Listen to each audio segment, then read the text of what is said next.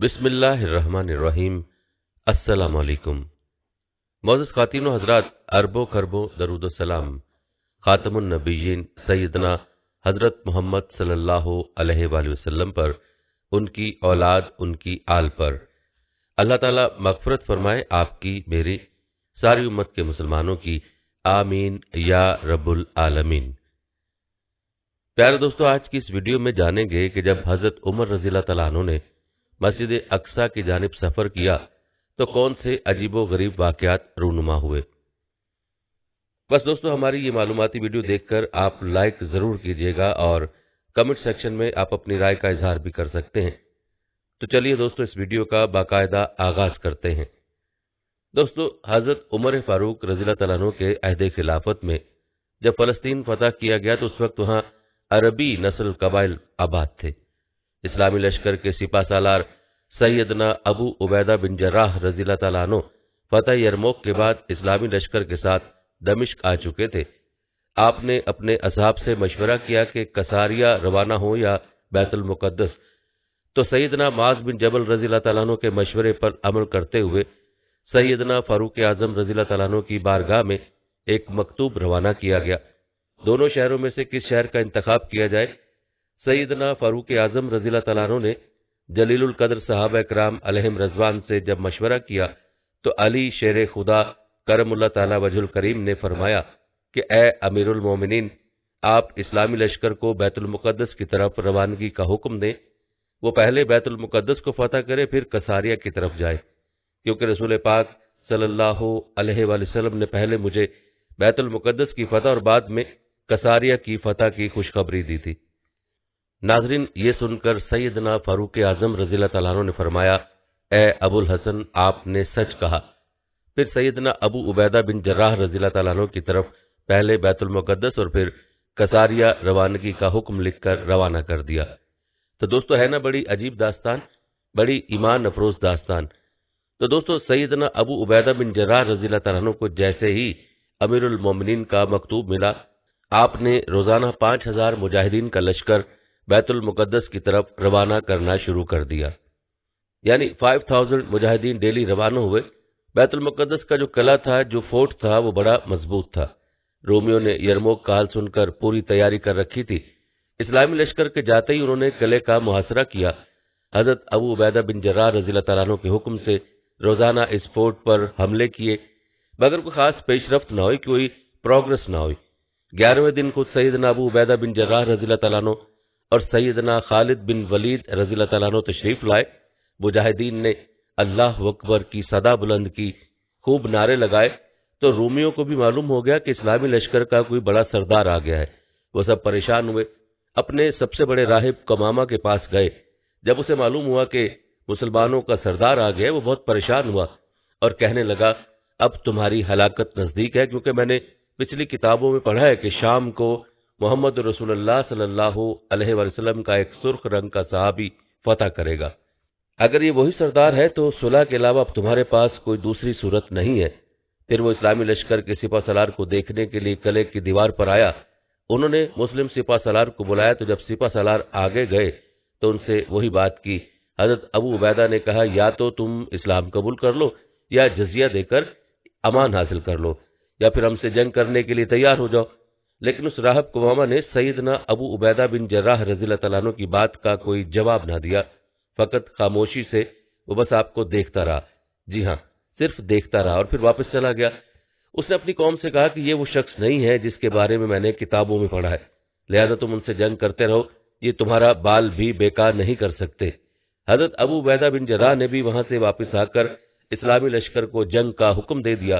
روزانہ اسلامی لشکر اس قلعے پر حملہ کرتا، رومی تیروں کی برسات کرتے، دونوں طرف سے جانی نقصان بھی ہوتا، سپاہی زخمی بھی ہوتے۔ جی ہاں دوستو، یہ جنگ 4 ماہ تک جاری رہی۔ اہل شہر تنگ آ گئے، وہ اپنے سردار یعنی جو کمامہ تھا، جو ان کا لیڈر تھا، کمامہ اس کے پاس گئے، ساری صورتحال بیان کی کہ وہ نصرانی راہب جو تھا وہ قلعے کی دیوار پر آیا اور حضرت ابو عبیدہ بن جراح سے کہنے لگا کہ ہم ہر حال میں تم سے جنگ کریں گے، البتہ ہمارے شہر کو صرف ایک ہی شخص فتح کرے گا جس کے اوصاف ہماری کتاب میں بیان ہے۔ سیدنا ابو عبیدہ بن جراح نے فرمایا کہ تمہاری کتابوں میں اس شخص کے کیا وصف لکھے ہوئے؟ اس نے کہا کہ وہ ہم تمہیں نہیں بتائیں گے، البتہ اسے دیکھ کر ہم فوراً پہچان لیں گے کہ یہ وہی شخص ہے۔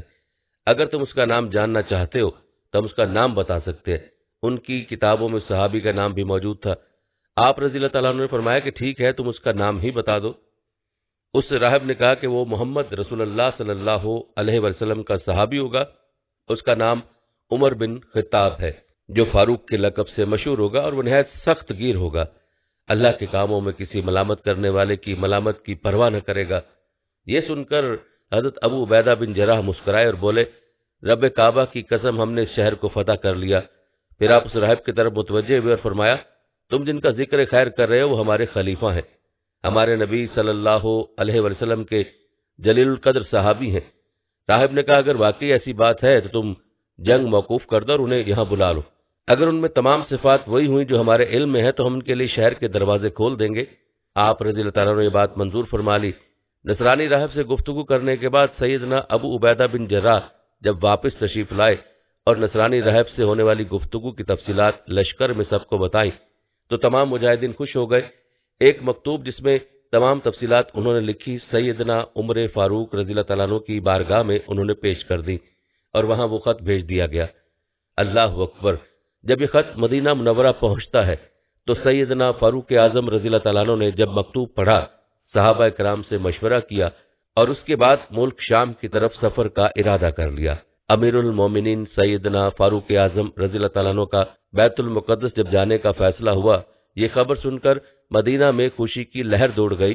اپنے سفر کا آغاز فرماتے ہوئے سب سے پہلے آپ مدینہ میں آئے۔ آپ نے 4 رکعت نماز ادا کی، نبی پاک صلی اللہ علیہ وسلم کی بارگاہ میں سلام پیش کیا۔ پھر اس کے بعد حضرت عمر فاروق اعظم رضی اللہ تعالیٰ عنہ نے اصحاب کو ساتھ لیا اور آپ ملک شام کی طرف روانہ ہو گئے۔ امیر المومنین جن جن راستوں سے آپ گزرتے تھے وہاں کے لوگ اپنے مقدمات، اپنی عرضیاں لے کر آپ کے پاس آتے۔ قرآن و حدیث کی روشنی میں آپ ان کا فیصلہ بھی فرماتے جاتے، یہاں تک کہ ملک شام کی سرحد میں داخل ہو گئے۔ وہاں آپ نے عربی شاہ سواروں کا ایک قافلہ دیکھا۔ سیدنا زبیر بن عوام رضی اللہ تعالیٰ عنہ کو آگے بھیجا کہ معلوم کرو یہ لوگ کون ہیں۔ حضرت زبیر بن عوام رضی اللہ تعالیٰ عنہ نے خبر دی کہ حضور، جو لشکر اس وقت آپ کا بیت المقدس میں انتظار کر رہا ہے، اس لشکر والوں نے ایک دستہ بھیجا ہے کہ خوشخبری لے کر آئیں کہ امیر المومنین تشریف لا چکے ہیں یا نہیں۔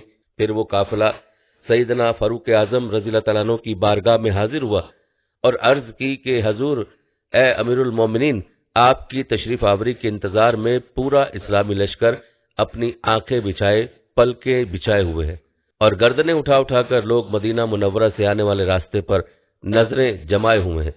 ہر شخص آپ کے دیدار کے لیے بے چین ہے، لہذا اسلامی لشکر کے سپہ سالار امیر الامت حضرت سیدنا ابو عبیدہ بن جراح رضی اللہ تعالیٰ عنہ نے آپ کی بارگاہ میں خبر معلوم کرنے کے لیے بھیجا ہے۔ حضور، اگر آپ اجازت دے دیں تو میں جلدی واپس جا کر لشکر کو آپ کی آمد کی خوشخبری سنا دوں۔ آپ رضی اللہ تعالیٰ عنہ نے اسے اجازت دے دی۔ اس قافلے نے لشکر اسلام میں پہنچ کر سب کو خبر دے دی کہ الحمدللہ امیر المومنین شام کی حدود میں داخل ہو گئے ہیں۔ ہر شخص چاہتا تھا کہ وہ جائے استقبال کے لیے، مگر حضرت ابو عبیدہ بن جراح رضی اللہ تعالیٰ عنہ نے لشکر کو وہیں ٹھہرنے کا حکم دیا اور خود امیر المومنین کی بارگاہ میں استقبال کے لیے حاضر ہو گئے۔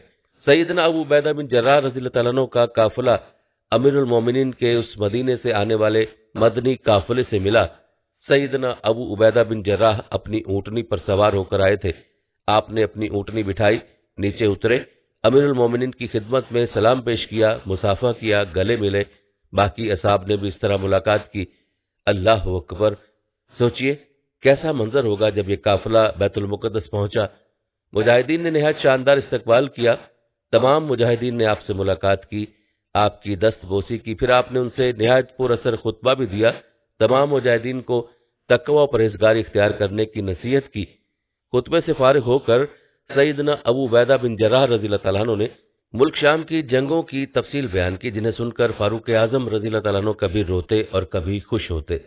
دونوں میں گفتگو ہوتی رہی، یہاں تک کہ ظہر کا وقت ہو گیا۔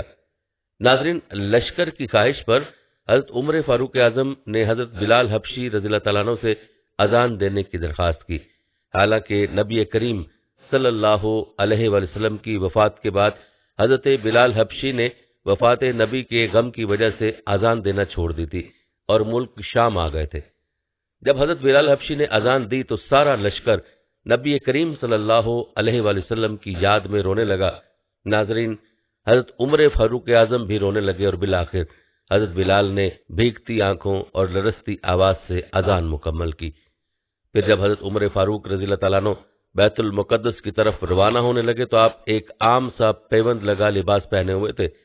صحابہ کرام نے کہا کہ آپ کوئی اچھا سا مہنگا لباس پہنے کیونکہ آج ایک اہم دن ہے، تو آپ نے منع فرما دیا، لیکن پھر صحابہ کرام کے اصرار پر مہنگا لباس پہن کر وہاں سے روانہ ہوئے، لیکن راستے میں آپ رضی اللہ تعالیٰ نے قافلے کو رکنے کا حکم دیا اور فرمایا کہ میرا پرانا لباس لاؤ، مجھے وہ پہننا ہے۔ تو صحابہ کرام رضوان اللہ علیہم اجمعین کے پوچھنے پر کہنے لگے کہ میں اپنے رب کا شکر ادا کرتا ہوں جس نے مجھے ہلاکت سے بچا لیا۔ تو صحابہ کرام رضوان اللہ علیہم اجمعین نے عرض کی کہ وہ کیسے؟ تو آپ رضی اللہ تعالیٰ نے جواب دیا کہ مہنگا لباس پہننے کے بعد میرے دل میں ہلکا سا تکبر آ گیا تھا، اگر اللہ پاک مجھے ہدایت نہ بخشے تو میں ہلاک ہو جاتا، کیونکہ اللہ پاک کو تکبر سخت ناپسند ہے، اور جس کے دل میں ذرا برابر بھی تکبر ہوگا اللہ پاک اسے جنت میں داخل نہیں فرمائیں گے۔ پھر آپ رضی اللہ تعالیٰ عنہ اپنے پیوند لگے لباس میں ہی وہاں سے آگے روانہ ہوئے۔ دوستو، جب حضرت عمر فاروق رضی اللہ تعالیٰ عنہ اسلامی لشکر میں پہنچے تو اسلامی لشکر نے زوردار صدائیں بلند کی کہ یہ صدائیں اتنی پرجوش تھیں جس سے نصرانی خوف زدہ ہو گئے اور سمجھے کہ مسلمانوں نے جنگ معطلی کے بعد بھی حملہ کر دیا ہے۔ لیکن جب انہیں معلوم ہوا کہ امیر المومنین حضرت عمر فاروق رضی اللہ تعالیٰ عنہ تشریف لا چکے ہیں تو ان کے راہب کمامہ نے اسلامی لشکر میں پیغام بھیجا کہ وہ حضرت عمر بن خطاب رضی اللہ تعالیٰ عنہ کی زیارت اور شناخت کرنا چاہتے ہیں، انہیں قلعے کے قریب بلایا جائے۔ جب حضرت عمر فاروق رضی اللہ تعالیٰ عنہ اکیلے ہی قلعے کے نزدیک گئے تو نصرانی راہب نے کچھ دیر تک آپ رضی اللہ تعالیٰ عنہ کو دیکھا اور پھر اپنی قوم کو مخاطب کر کے بلند آواز میں کہا کہ خدا کی قسم، یہ وہی شخص ہے جس کی نشانیاں ہماری کتاب میں ہیں، اور ہماری کتاب میں صاف لکھا ہے انہی کی قیادت میں اسلامی لشکر ہم پر غالب آئے گا، اس لیے فوراً مسلمانوں کے امیر کے پاس جا کر امان کی درخواست کرو۔ دوست، اس کے بعد انہوں نے شہر کے دروازے کھول دیے اور پھر حضرت عمر فاروق رضی اللہ تعالیٰ عنہ نے ان کو امان دینے کا وعدہ کیا۔ اگلے ہی دن سارے شہر کا کنٹرول مسلمانوں نے سنبھال لی، جس کے بعد کافی سالوں تک یہ شہر مسلمانوں کی حاکمیت میں رہا۔ اموی خلیفہ عبد الملک کے دور میں مسجد اقصی کی تعمیر عمل میں آئی۔ 1099 عیسوی میں پہلی صلیبی جنگ کے موقع پر یورپ کے مسیحیوں نے بیت المقدس پر قبضہ کر کے 70,000 مسلمانوں کو شہید کر دیا۔ 1187 عیسوی بمطابق 538 ہجری تک سلطان صلاح الدین ایوبی نے 16 جنگیں لڑیں، یہاں تک کہ بیت المقدس کو عیسائیوں کے قبضے سے آزاد کروا لیا، جس کے بعد یہاں 761 برس تک مسلمانوں کی حکومت رہی۔ دسمبر 1917 میں پہلی جنگ عظیم کے موقع پر انگریزوں نے بیت المقدس اور فلسطین پر قبضہ کر کے یہودیوں کو آباد ہونے کی اجازت دے دی۔ نومبر 1947 میں اقوام متحدہ کی جنرل اسمبلی نے یہود و نصارہ کے گٹھ جوڑ سے ایک سازش کے تحت اس علاقے کو فلسطین، عرب اور یہودیوں میں تقسیم کر دیا۔ 14 مئی 1948 کو یہودیوں نے پہلی صہیونی ریاست اسرائیل کے قیام کا اعلان کر دیا۔ 15 مئی 1948 کو پہلی عرب اسرائیل جنگ چھڑی، جس میں اسرائیل نے امریکہ اور یورپی ممالک کی مدد سے عربوں کے ایک بڑے حصے پر قبضہ کر لیا، جس کے نتیجے میں 75,000 فلسطینی بے گھر ہو گئے۔ 5 جون 1967 کو عرب ممالک اور اسرائیل میں تیسری بار جنگ کا آغاز ہوا۔ اس 6 روزہ جنگ میں اسرائیل نے پورے فلسطین پر قبضہ کر کے فلسطینیوں پر ظلم و ستم کے پہاڑ توڑ دیے۔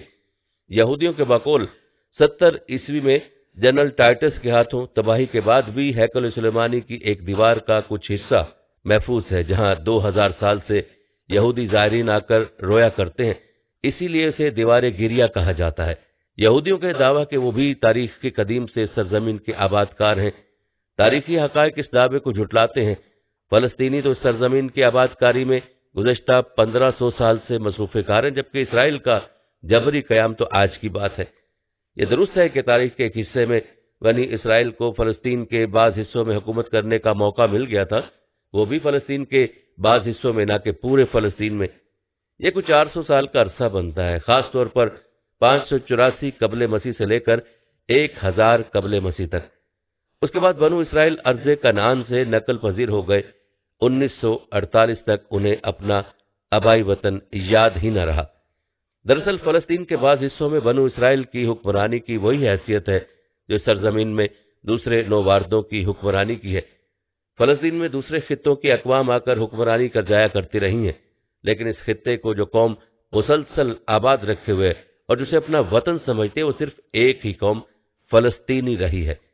بنو اسرائیل کی فلسطین میں حکمرانی کی حیثیت اس سے زیادہ نہیں جتنی دوسری غیر قوموں کے فلسطین پر حکمرانی، جیسے آشوری عہد یا فارس کی حکمرانی، مصر کے فراعنہ کی حکمرانی یا یونانیوں اور رومیوں کی فلسطین پر حکمرانی۔ ہر حاکم قوم کا اقتدار بالآخر زوال پذیر ہوا اور فلسطینیوں کا وطن جیسے پہلے اہل فلسطین کے پاس تھا انہی کے پاس رہا۔ فلسطینی اپنی سرزمین چھوڑ کر کہیں نہ گئے، وہ اپنے وطن میں ہی آباد رہے۔ اسلام قبول کر لینے کے بعد وہ پھر کسی اور دین میں داخل نہ ہوئے۔ یہ بھی تاریخی حقیقت ہے کہ فلسطین میں اسلام کی حکمرانی کا عرصہ سب سے طویل 12 صدیوں پر مشتمل رہا۔ فلسطین کی تاریخ میں صرف 90 برس کی قلیل مدت ایسی ہے جس میں عیسائیوں کو صلیبی جنگوں میں سے ایک مارکے میں فتح پانے پر حکمرانی کا موقع ملا۔ جہاں تک یہودیوں کا تعلق ہے تو فلسطین میں عارضی قیام کے بعد ایسے تارک خطہ ہوئے کہ 1800 سال تک انہیں یہاں کا خیال ہی نہیں آیا۔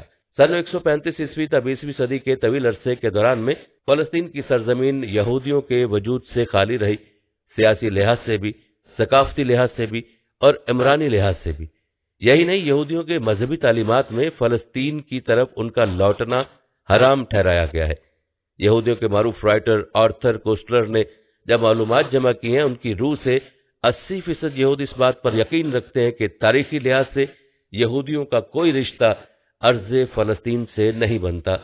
اسی طرح بنی اسرائیل کی بھی فلسطین سے کوئی نسبت نہیں ہے۔ یہاں ہم معزز دوستوں کو یہ بھی بتاتے چلیں کہ یہودی مذہب کے ماننے والوں کی موجودہ اکثریت نسلی طور پر اسرائیل یعقوب علیہ السلام کی نسل سے نہیں ہے، بلکہ انہیں یہود خضر کہا جاتا ہے۔ یہ نسل بنی اسرائیل سے نہیں، یہود خضر ترکی نسل کے تاتاری قبائل سے ہیں جن کا وطن کوکیشیا کا شمالی علاقہ رہا ہے۔ اس نسل کے لوگ 8ویں صدی عیسوی میں یہودی ہو گئے تھے۔ اگر یہودی مذہب کے پیروکاروں کو کہیں لوٹنے اور اپنا وطن بنانے کا حق ہے تو ارض فلسطینی بلکہ روس کا جنوبی علاقہ ہے۔ یہودیوں کا یہ دعویٰ ہے کہ ان کا موسیٰ علیہ السلام کے وقت فلسطین سے تعلق ہو گیا تھا۔ حقیقی لحاظ سے غیر ثابت شدہ دعویٰ ہے۔ تاریخی لحاظ سے یہ بات ثابت ہے کہ بنو اسرائیل کی اکثریت نے موسیٰ علیہ السلام کے ساتھ فلسطین کی طرف غزوے کے لیے چلنے سے انکار کر دیا تھا۔ بابل یعنی عراق میں جب انہیں نقل مکانی کرنا پڑی تو اس کے بعد جب فارس کی فلسطین پر عملداری قائم ہوئی تو فارس کے حکمران خورس نے انہیں فلسطین جانے کی اجازت دے دی تھی، لیکن بیشتر یہود نے عراق رہنے کو ہی ترجیح دی اور واپس لوٹنے سے انکار کر دیا۔ بلکہ دنیا کی طویل تاریخ سے لے کر اب تک کبھی بھی ارض فلسطین میں یہودیوں کی آبادی کا تناسب باقی دنیا میں پھیلے ہوئے یہودیوں کی کل آبادی کا 40% سے زیادہ نہیں رہا۔ میرے پیارے بھائی اور بہنوں، میں امید کرتا ہوں کہ آپ کو ہماری آج کی یہ ویڈیو بھی اچھی لگی ہوگی۔ اگر ویڈیو اچھی لگی ہے تو لائک ضرور کیجیے گا اور صدقہ جاریہ سمجھ کر اس ویڈیو کو شیئر بھی ضرور کیجیے گا اور ہمارے چینل کو سبسکرائب بھی ضرور کیجیے گا۔ اور ہاں، اگر آپ کسی موضوع پر ویڈیو دیکھنا چاہتے ہیں تو آپ کمنٹ سیکشن میں ہمیں ضرور بتائیے گا۔ اس کے ساتھ ہی مجھے دیجیے اجازت، ملتے ہیں اگلی آنے والی نئی ویڈیو میں۔ تب تک کے لیے اللہ نگہبان۔